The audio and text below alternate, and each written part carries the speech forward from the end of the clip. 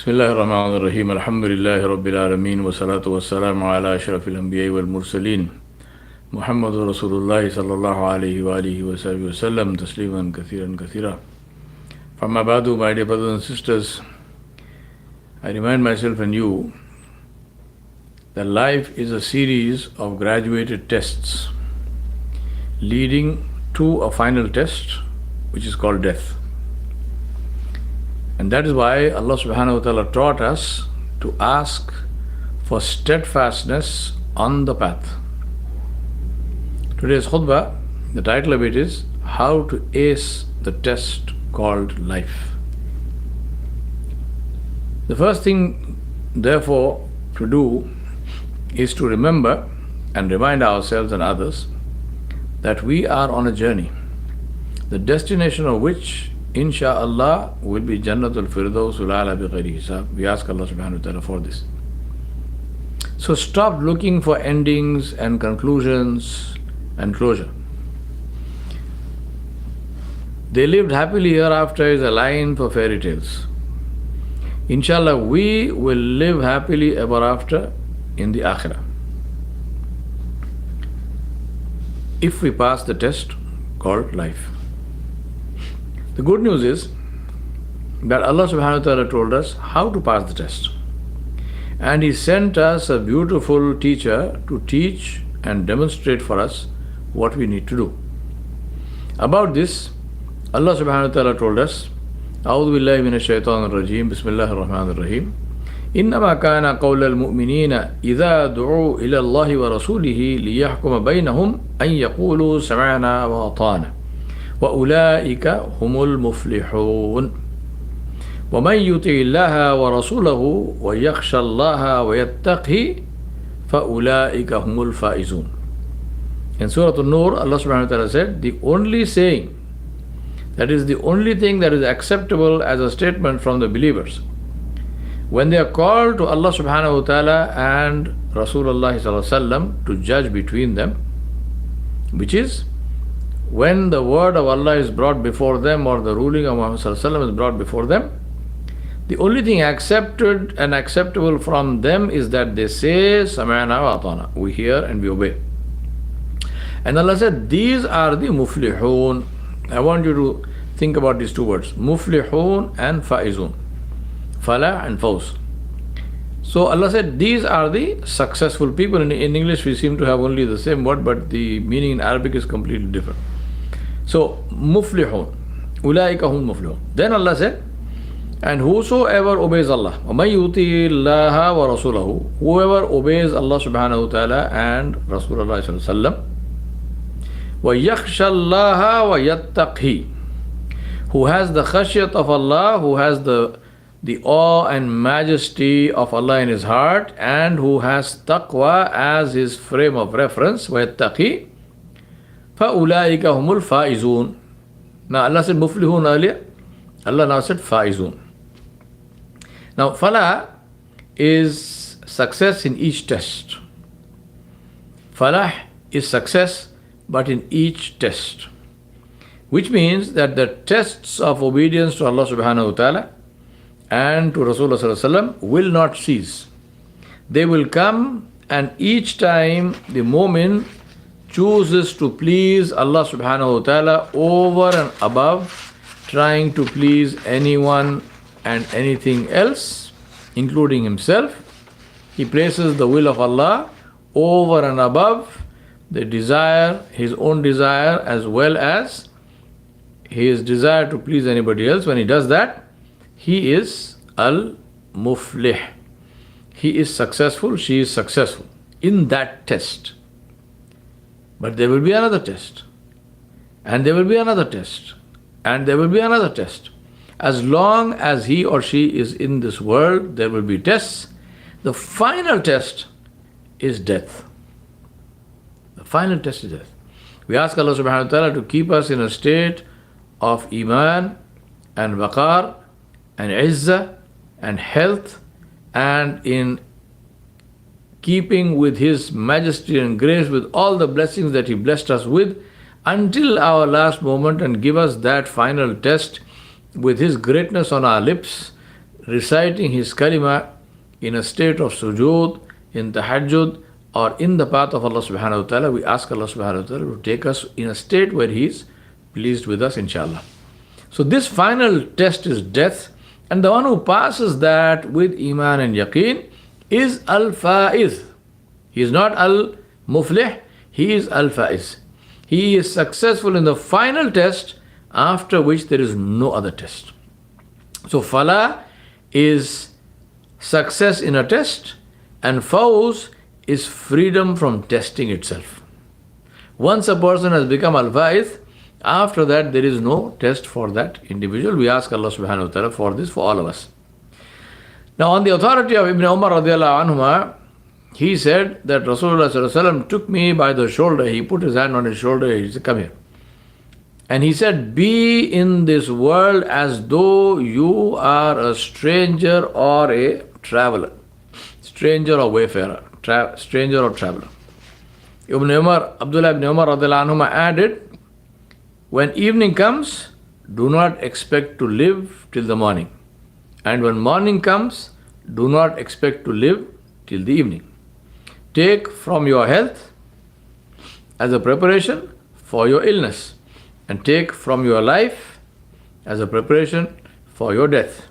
And this hadith is in Bukhari. Our goal, therefore, is to live this life in a way that enables us to ace the test and win Jannatul Firdaus. Every decision of ours must stand this one criterion, must stand this test of that question, the one question, which is, does it please Allah subhanahu wa ta'ala? In this context, I want to share with you 3 pieces of advice from one of our great classical scholars and a contemporary of Imam Ahmad bin Hanbal rahmatullahi alayhi, and a student of Sheikh Shaqiq al-Balkhi rahmatullahi alayhi, Hatim al-Asam. I have done a whole series of classes, lectures on the wisdom of Hatim al-Asam. This is the same person. Now, he was a man known especially for his tawakkul, and Allah subhanahu wa ta'ala rewarded him in special ways. Now, Hatim al-Asam rahmatullahi alayhi said 3 things. He said, number 1, learn to love good deeds because only they will go with you. I repeat, learn to love good deeds because only they will go with you. Second one, he said, learn to align your desire to obey Allah. Learn to align our desire to obey Allah. And number 3, he said, learn to love giving more than keeping or receiving. Learn to love giving more than keeping or receiving. So let's look at the first one. Learn to love good deeds because only they will go with us. Abu Hurairah radiallahu anhu reported that Rasulullah sallallahu alaihi wasallam said, when a human being dies, all of his deeds are terminated, they are finished, they are stopped, except for 3 types. An ongoing sadaqatul jariyah, which we call ongoing charity, number 1. Number 2, knowledge from which others benefit, which means something that you have taught, something that you have, books you have written and so on, from which others benefit. And 3rd, a righteous child who makes dua for the person. Child may be biological child, maybe a student, whoever. Righteous child who makes dua for that individual, and this is in Muslim and other books of hadith. Abu Qatada radiallahu anhu reported from Rasulullah sallallahu alaihi wasallam that Rasulullah sallallahu alaihi wasallam said, the best that a man can leave behind after his death are 3 things. A righteous child who makes dua for him, an ongoing sadaqah whose rewards continue to reach him or her, and knowledge that continues to be implemented after the person has passed away. And this is in Ibn Majah and Al-Mundiri and Shaykh Al-Albani rahimahullahi alayhi ajma'in. They have certified this as being a Sahih Hadith. Abu Qatada radiallahu anhu reported also in Hadith again in Ibn Majah, and again certified as Hasan by Al-Mundiri and Al-Albani rahimahullah ta'ala. He said, among the good deeds that continue to benefit a believer after death are knowledge that he taught and disseminated, which he passed on, a righteous child who lived after him, makes dua for him, a copy of the Quran or some book that he has written and has left as inheritance, a masjid that he built, a house that he built for wayfarers, which means some kind of free accommodation for travelers and so on and so forth, a stream that he ran, meaning any water source, stream, well, you name it, or a charity that he gave from his wealth during his healthy lifetime so that it would reach him in rewards after death. My brothers and sisters, I remind myself and you, everyone loves someone and something. And those people and things, leave them when they go into their graves. We know the hadith of Rasulullah where he said that three things of a person, one leaves him in the house itself, the other one goes with him to the qabristan, to the cemetery, and the third one goes with him in the grave. He said what leaves him in the house itself, or where he dies, is his wealth.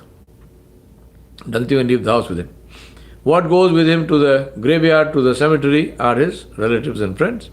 But what goes with him in the qabr is his deeds. Only the deeds, nothing else.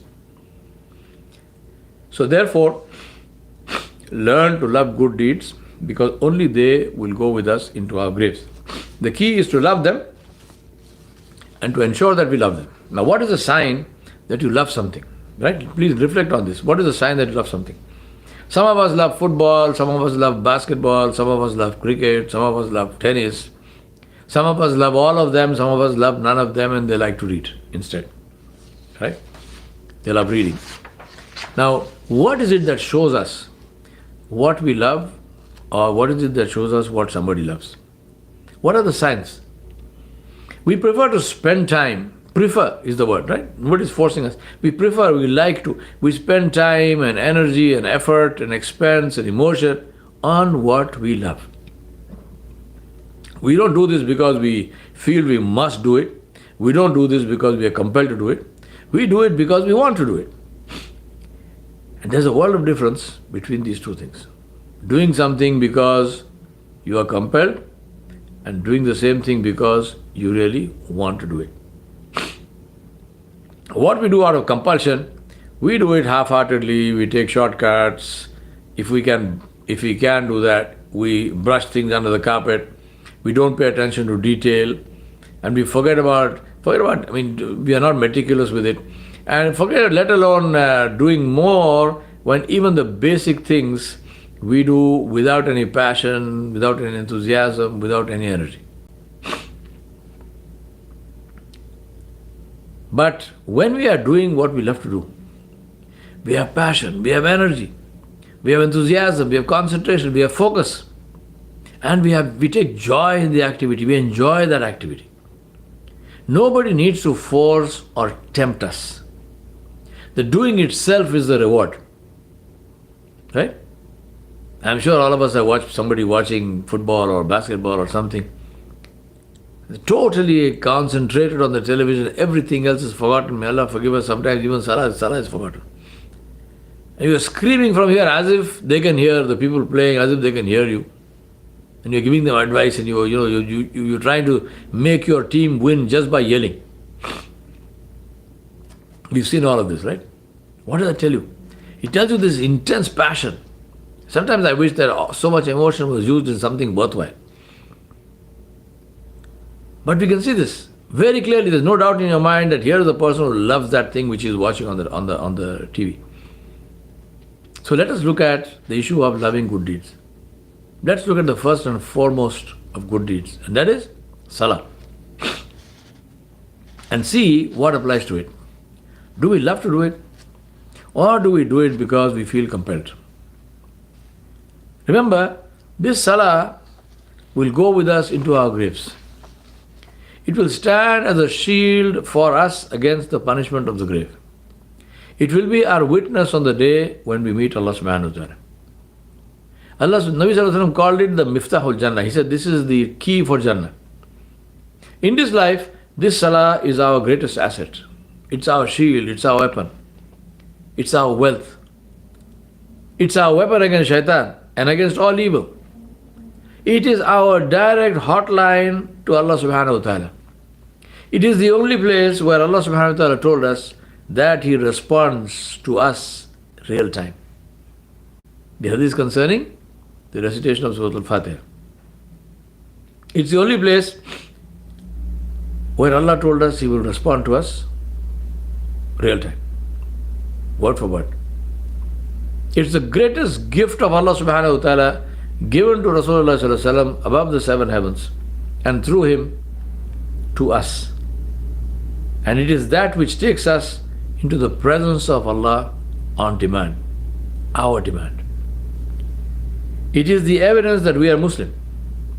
Now please reflect on all these things and let us ask ourselves whether we treat Salah with the importance that it deserves in the right way.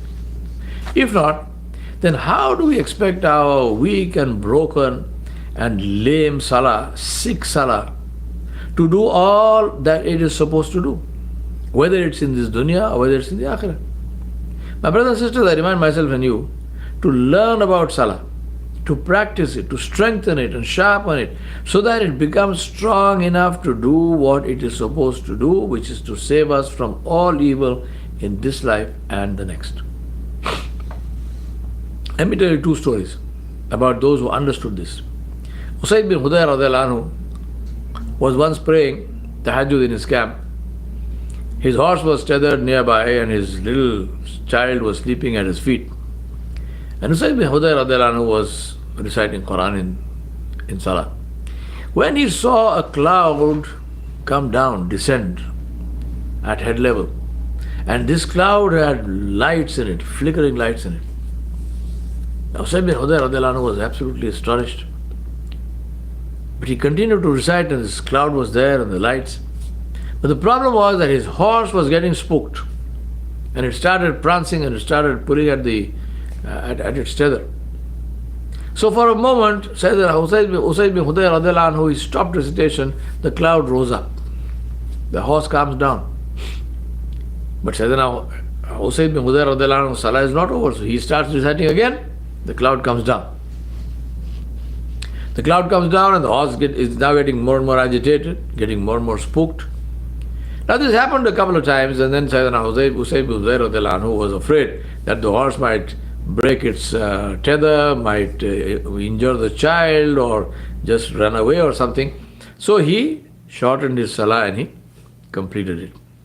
Now in the morning he went to Masjid al-Nabawi Sharif to pray Fajr with Rasulullah sallallahu alaihi wasallam. And he narrated this story and he said, Ya Rasulullah, this is what happened to me. I was praying tahajjud and I was reciting Quran and this cloud came. What was this? Rasulullah sallallahu alaihi wasallam said that cloud was the malaika. It was the angels who came down to listen to your recitation. And he said that if you had continued to recite, those malaika, the people of Medina would have seen those malaika. This is also Salah. Then Rasulullah asked him, what surah were you reciting? Usayd bin Hudayr radiallahu anhu said, I was reciting Surah Al-Kahf. So think about that when you read Surah Al-Kahf today in Juma. Second story that I want to tell you is, I told you the story of Usayd bin Hudayr radiallahu anhu, which shows us a Salah which is so beautiful that it attracted the angels. What about our Salah? What about my Salah? I ask myself this question. What about my Salah? My Salah seems to attract shaitan very much because, you get all the wasawis. But does it attract the angels? My brothers and sisters, my second story, Imam Ahmad bin Hanbal rahmatullahi alayhi, he narrates in his Musnad that soon before their arrival in Medina, Rasulullah sallallahu alaihi wasallam informed the people. Soon before the arrival of a certain group of people, Nabi sallallahu alaihi wasallam informed the people. He said, soon a group of people will come here who are very soft-hearted and they cry for Allah's sake. This news about the tribe and its impending arrival was brought to Nabi sallallahu alaihi wasallam by Jibreel alayhi salam.